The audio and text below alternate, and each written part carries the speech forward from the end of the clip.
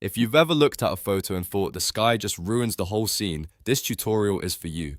Today, I'm going to show you how to replace the sky in Photoshop quickly and realistically, even if you're brand new to the tool. By the end of this video, you'll know how to open the sky replacement workspace, choose a new sky preset, fine-tune the edges, match the lighting, and output everything as clean, non-destructive layers. If this video helps you out, make sure to hit the like button and subscribe for more Photoshop tutorials just like this. Alright, let's jump right in.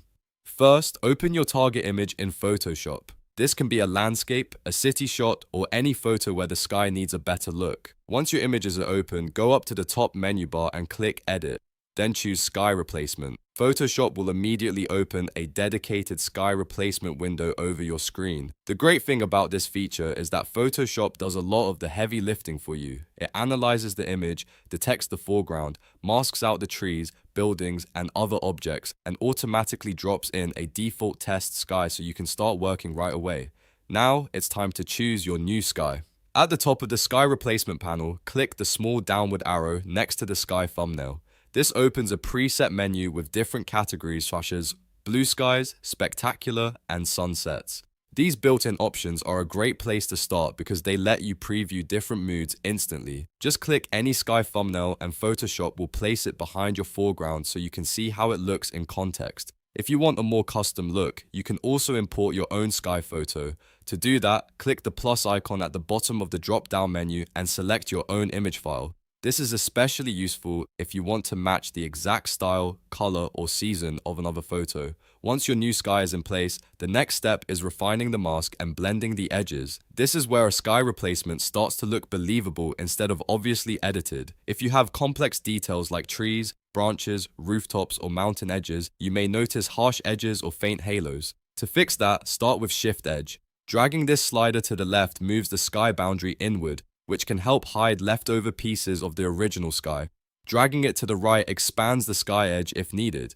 Use this carefully because even a small adjustment can make a big difference in realism. Next, adjust Fade Edge. This slider controls how softly the new sky fades into the horizon and background. If your transition looks too sharp, increase the fade a little so the blend feels more natural. If it looks too washed out, bring it back down. The goal is to make the replacement feel like it was always part of the original photo.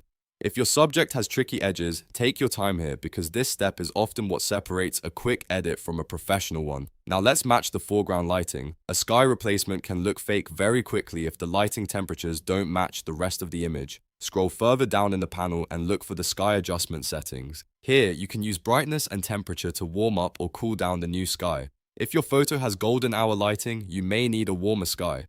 If it's a colder scene, you may need to cool the sky down so everything feels unified. After that, move to foreground adjustment. This is where you control how the new sky affects the objects in front. Depending on the look you want, you can change the lighting mode to options like multiply or screen to influence how the sky blends with the landscape or building. Then use the color adjustment slider to subtly transfer some of the sky's color into the foreground. This is one of the best ways to create realism because it helps the entire image share the same atmosphere and light direction. Take a moment to zoom in and inspect the image closely. Look at the trees, the roof lines, the horizon, and any areas with fine detail. If anything looks too harsh, too bright, or too separated from the background, go back and make small adjustments. In Photoshop, subtle changes usually look better than extreme ones. A realistic sky replacement should feel seamless, natural, and balanced with the rest of the photo. Finally, go to the very bottom of the sky replacement window and find the output drop-down menu. This step is really important